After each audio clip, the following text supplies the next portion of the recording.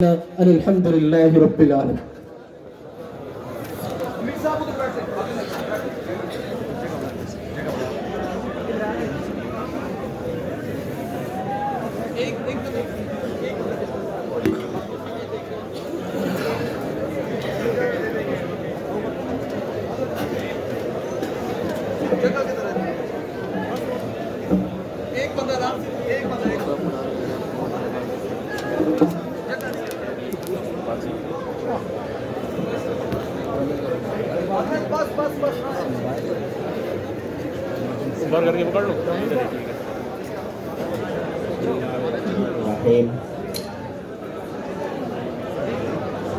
الحمد لله رب العالمين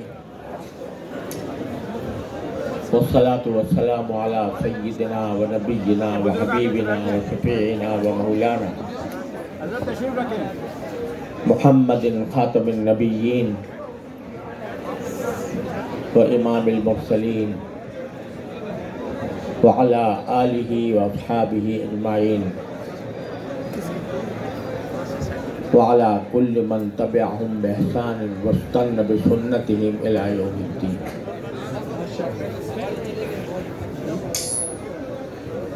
اما بعد، حضرات علماء کرام،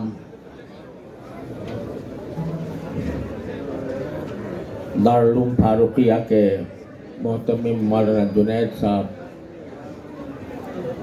یہاں کے اساتذہ کرام، حضرت مولانا سید یوسف صاحب دامت برکاتہم العالیہ، اور میرے طالب علم ساتھیوں اور معزز حاضرین، السلام علیکم ورحمۃ اللہ تعالی وبرکاتہ۔ وعلیکم السلام ورحمۃ اللہ وبرکاتہ۔ یہ میرے لیے بیک وقت خوشی کا بھی اور صدمے کا بھی موقع ہے کہ آج مجھے اپنے انتہائی محبوب اور پیارے بھائی حضرت مولانا قاضی عبدالرشید صاحب رحمۃ اللہ تعالی علیہ کی وفات کے بعد پہلی بار ان کے اس گلشن علم و عمل میں حاضری کا موقع مل رہا ہے۔ ایک طرف اس ادارے میں جہاں میری اس سے پہلے بھی بار بار حاضری ہوئی، نگاہیں اس مقدس چہرے کو ڈھونڈ رہی ہیں جن کی وجہ سے یہ ادارہ اللہ تعالیٰ نے ایک ایسا مرکز علم و عمل بنایا جو اپنی سادگی کے باوجود اللہ تبارک و تعالیٰ کے دین کی شعاعیں پھیلاتا رہا، اور الحمدللہ مسلسل روح و ترقی رہا۔ حضرت مولانا قاضی عبدالرشید صاحب رحمۃ اللہ علیہ ان شخصیتوں میں سے تھے کہ جنہیں اللہ تبارک و تعالیٰ نے درد دل عطا فرمایا اور دین کی فکر اور اہل دین کی محبت و عظمت اور ہر دینی مسئلے کے لیے قلب کی بے چینی اور اضطراب اور اس کے حل کے لیے حکمت اور شجاعت کا آمیزہ کہ اللہ تبارک و تعالیٰ نے نہ جانے کتنے فتنے، کتنے جھگڑے، کتنے مسائل ان کی حکیمانہ، مدبرانہ اور بہادرانہ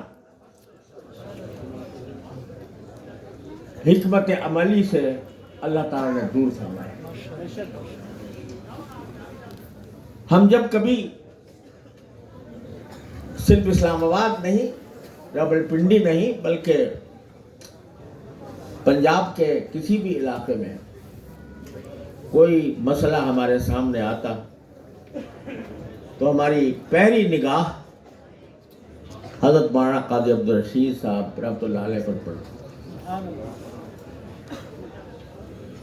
چھوٹے سے چھوٹا مسئلہ بھی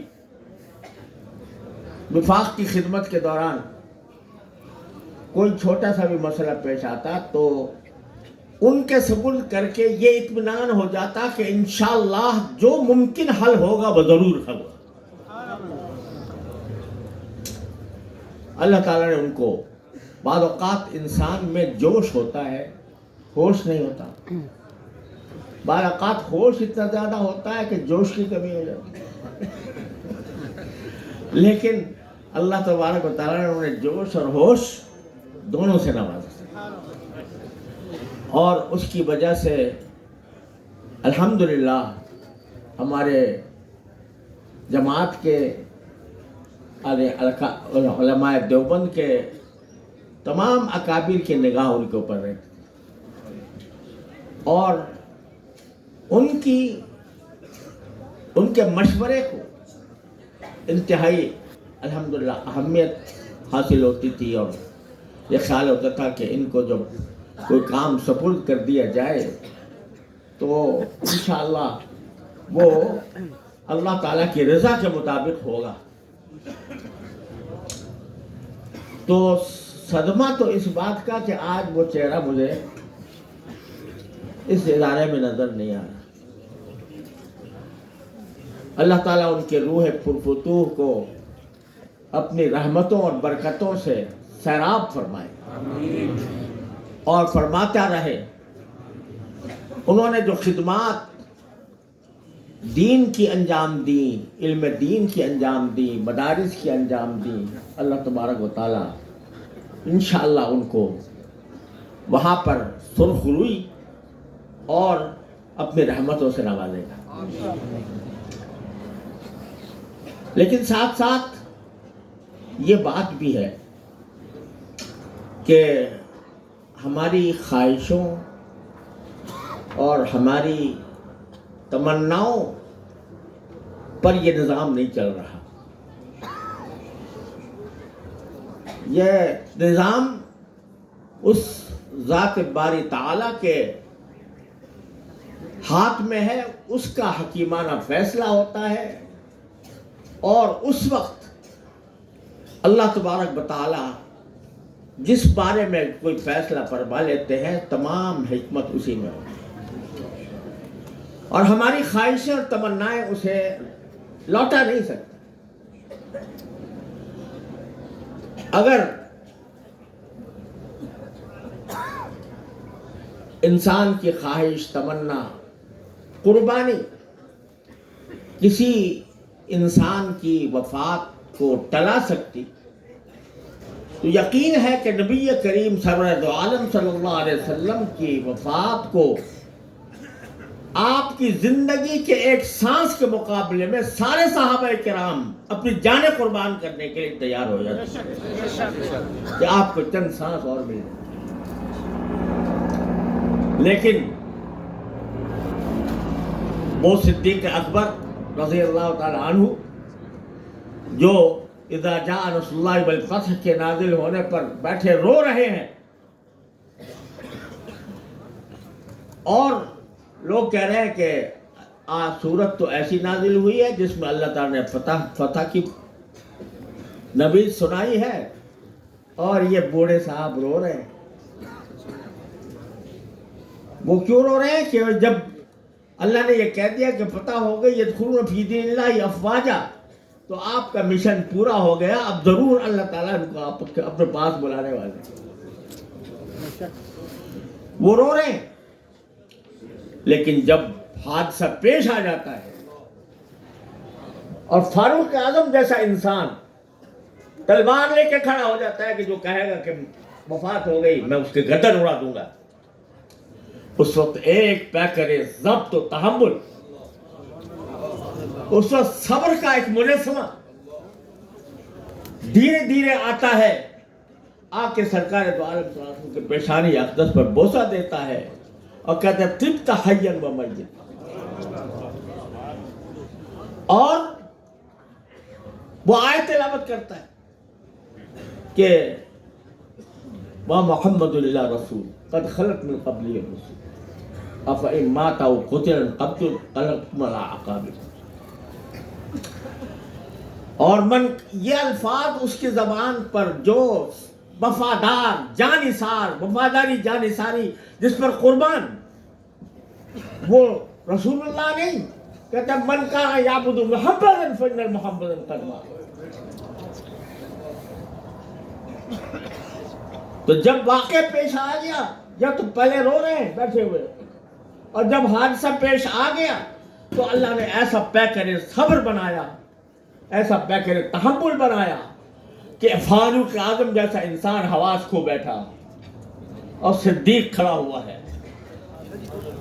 اور وہ ساری امت کو وہ آیت سنا رہا ہے۔ صحابہ کرام کہتے ہیں میں یاد بھی نہیں رہی تھی آیت کہ یہ آیت بھی نازل ہوئی۔ تو جو فیصلہ اس ذات کی طرف سے ہوتا ہے، میں کہا کرتا ہوں کہ انسان کی یہ تو طے شدہ بات ہے کہ ہر انسان کو جانا ہے، کوئی ملحد بھی انکار نہیں کر سکتا، کوئی خدا کو نہ مانے وہ بھی انکار نہیں کر سکتا کہ موت آئے گی۔ اب موت کا وقت کیا ہے یہ بھی نہیں پتا، اب اس کے دو ہی راستے ہیں، یا تو انسانوں پہ انسان چھوڑ دے ہر ایک آدمی پر کہ بھئی تم اپنے اختیار کر لو کہ تمہیں کب موت آئے۔ تو اگر کسی انسان پر چھوڑ دیا کہ تم اپنی موت کا وقت خود متعین کر لو، یا اس کے رشتہ داروں کو کہہ دو کہ بھئی تم متعین کر لو تمہارا باپ کب جائے، تمہارا بھائی کب جائے، تمہاری بہن کب جائے۔ ہو سکتا ہے کوئی فیصلہ کر لے اس طرح؟ ناممکن۔ ایک ہی فیصلہ ہے، جس نے پیدا کیا، جس نے پلا پالا بڑھایا، جس نے کام لیے، جس نے خدمات لی، وہ جانتا ہے کہ کس وقت اس کو اپنے پاس بلانا ہے، اپنے جنت میں پہنچانا ہے۔ لہذا اس کے سوا کوئی چارہ نہیں، اور یہ جدائی بھی انشاءاللہ عارضی ہے۔ ایک مومن کے لیے اس سے بڑی تسلی کوئی اور نہیں ہو سکتی کہ جدائی عارضی ہے۔ اللہ تعالیٰ ایمان عمل صالح کے ساتھ لے جائے تو یہ جدائی ایک ہفتے کی بھی ہو سکتی ہے، ایک مہینے کی ہو سکتی ہے، ایک سال کی بھی ہو سکتی ہے، 10 سال کی بھی ہو سکتی ہے، لیکن نامتناہی نہیں ہے۔ یہ اللہ تبارک و تعالیٰ نے ایک مومن کو یہ تسلی دی ہے، کسی غیر مومن کو یہ تسلی نہیں ہے۔ تو الحمدللہ یہ سنت الہی ہے۔ سورج ڈوبتا ہے، چاند نکل آتا ہے، ستارے ہو جاتے ہیں، ستارے چمکتے ہیں، چمکتے چمکتے پھر دوسرا کوئی سورج نکل آتا ہے۔ تو اللہ تبارک و تعالیٰ نے دین کا یہ سلسلہ اسی طرح جاری فرمایا، اور الحمدللہ ثم الحمدللہ ہم یہ مدرسوں کے اندر بیٹھنے والے اللہ تعالیٰ کے فضل و کرم سے، محض اللہ کے فضل و کرم سے، اپنی چاہت سے نہیں، اپنے فیصلے سے نہیں، اللہ تعالیٰ نے ہمیں ایسے لوگوں سے وابستہ فرما دیا کہ جنہوں نے ہمیں ان چٹائیوں پر بیٹھ کر، ان بوریوں پر بیٹھ کر ہمیں قرآن و سنت کی تعلیم حاصل کرنے کی توفیق عطا فرما دی۔ تو الحمدللہ وہ حضرات جو جا چکے ان کا فیض جاری ہے اور جاری رہے گا۔ بعض بزرگوں نے ایک بات کہی ہے،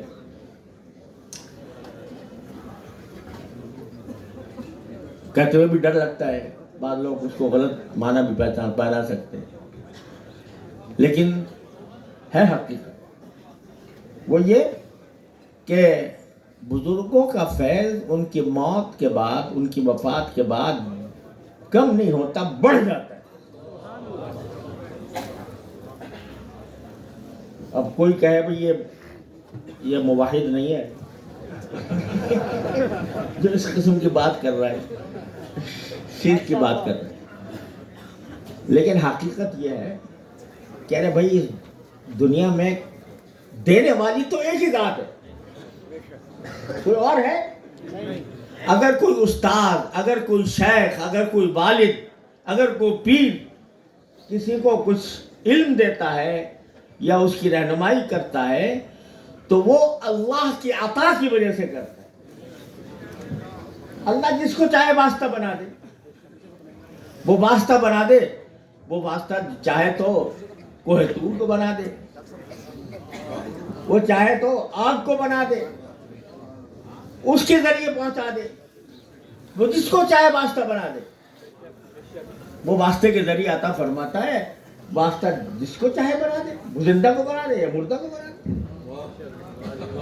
تو اس لیے اللہ تبارک و تعالیٰ کی طرف سے جو فیض ہے وہ اللہ ہی کا ہے, عطا ہے. موتی حقیقی صرف ایک ہے, اور جو کوئی ہے وہ اس نے واسطہ بنا دیا. اس کو احسان ماننا چاہیے کہ اللہ نے مجھے واسطہ بنا دیا. تو یہ جتنے بھی ہمارے مدرسے ہیں یا اس میں پڑھنے والے اور پڑھانے والے ہیں, یہ اللہ تبارک و تعالیٰ نے واسطہ بنا دیا ہے. ان کو واسطہ بنا دیا ہے کہ دوسروں تک دین تم پہنچاؤ گے. ارے اللہ نے وعدہ کیا تھا انا نحن نزلنا الذکر وانا لہ لحافظون. تو ذمہ داری کس نے لی تھی عبادت کی؟ اللہ تعالیٰ نے. اور وہ اللہ تعالیٰ نے اپنی ذمہ داری بچوں سے پوری کرائی.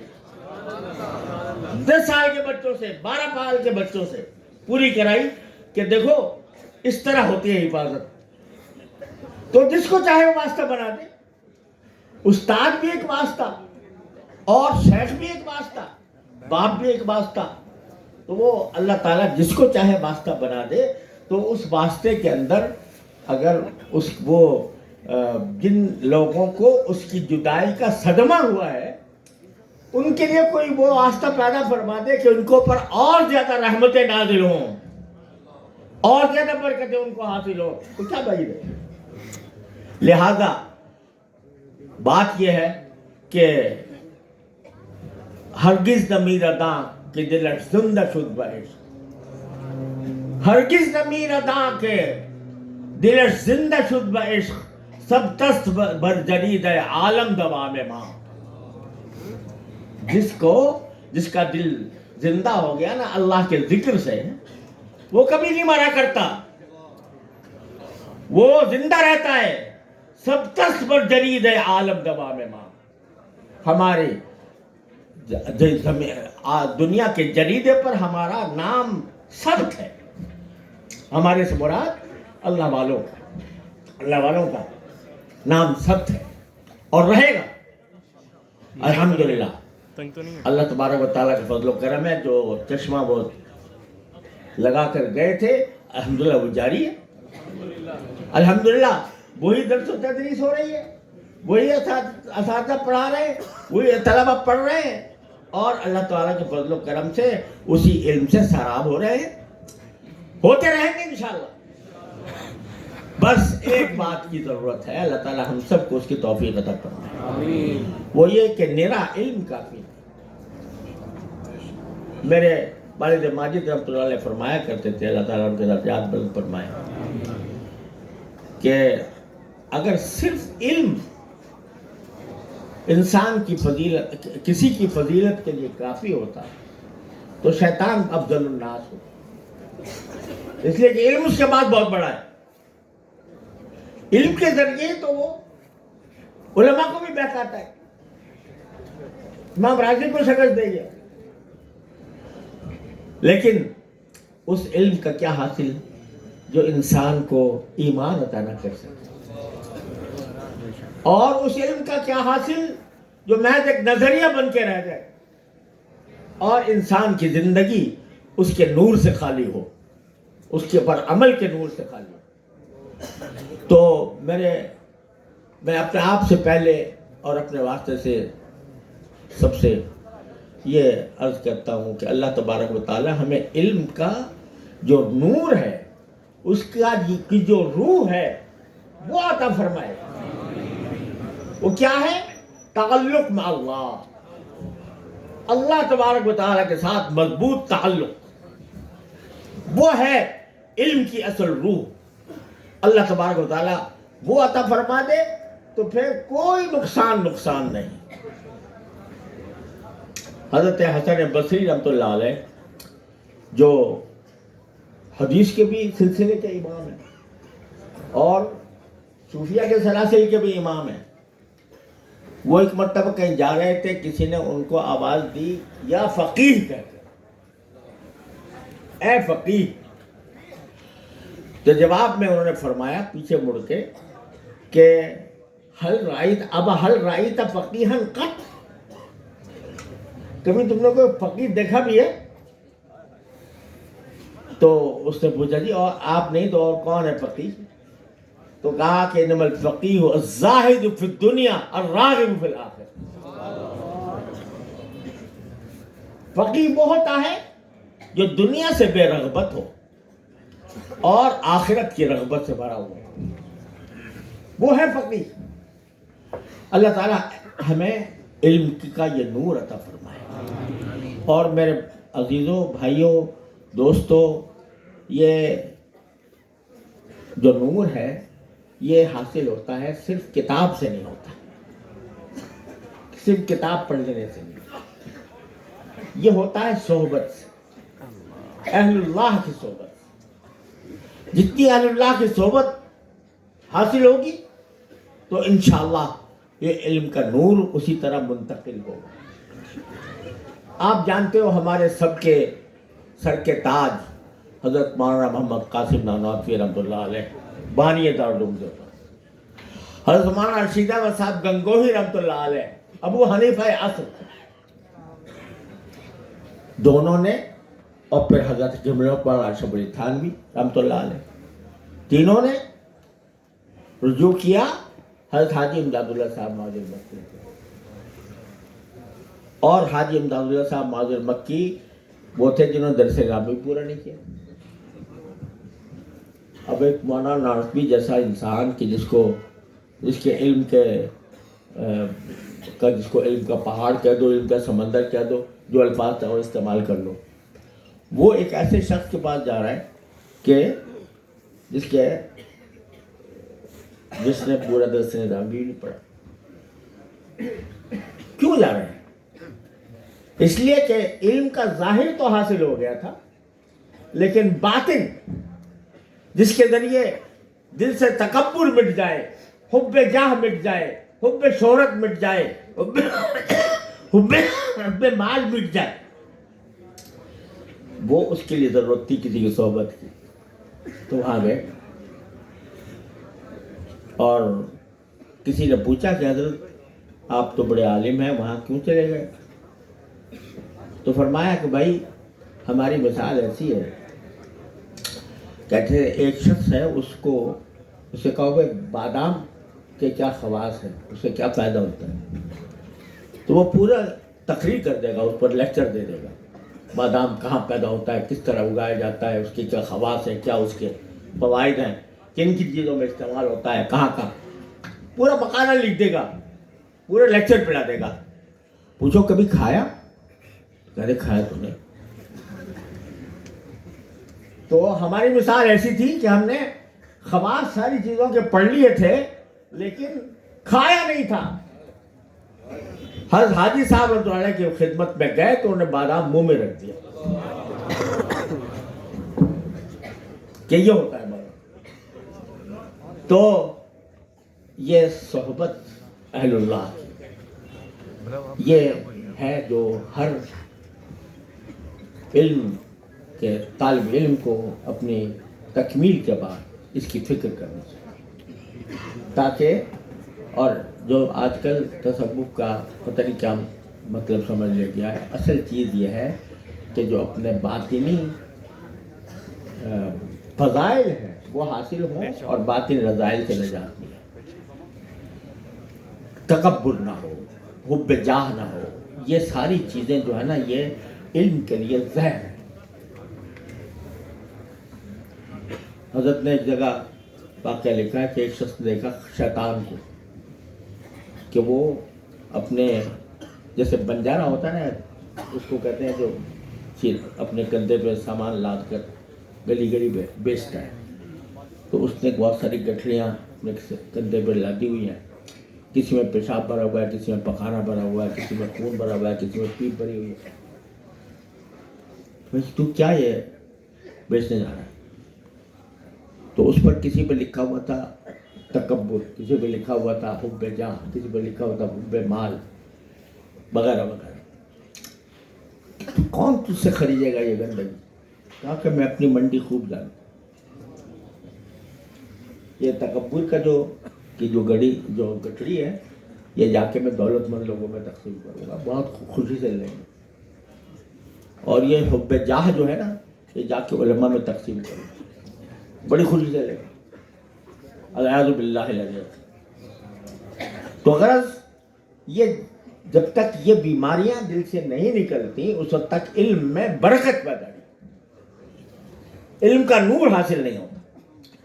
تو اب ضرورت اس بات کی ہے کہ اہل اللہ کی صحبت, اور یہ نہ سمجھو اہل اللہ ختم ہو گئے دنیا سے. قرآن کریم میں فرمایا یا ایھا الذین آمنوا اتقوا اللہ وکونوا مع الصادقین. حضرت امام راضی رحمۃ اللہ نے اس میں تفسیر کبیر میں اس کی تفسیر کرتے ہوئے لکھا ہے کہ یہ حدیث بڑی زبردست بشارت اس بات کی صادقین قیامت تک باقی رہیں گے, کیونکہ اللہ تعالیٰ کسی ایسی چیز کا حکم نہیں دے سکتے جو ناممکن عمل ہو. جب یہ حکم دے رہے ہیں کہ صادقین کے ساتھی بن جاؤ تو ان کا وجود رہے گا. ہاں کبھی کم ہو جائیں گے, ڈھونڈنے پڑیں گے, لیکن ملیں گے ضرور. بس یہ میری مختصر گزارش ہے. اپنی ذات سے پہلے مخاطب ہوں اور اپنے واسطے سے آپ سب حضرات سے اللہ تبارک و تعالی ہمیں علم بھی عطا فرمائے, علم کا نور بھی عطا فرمائے, اور اس پر عمل کی توفیق بھی عطا فرمائے. آخر دعوانا الحمدللہ رب العالمین.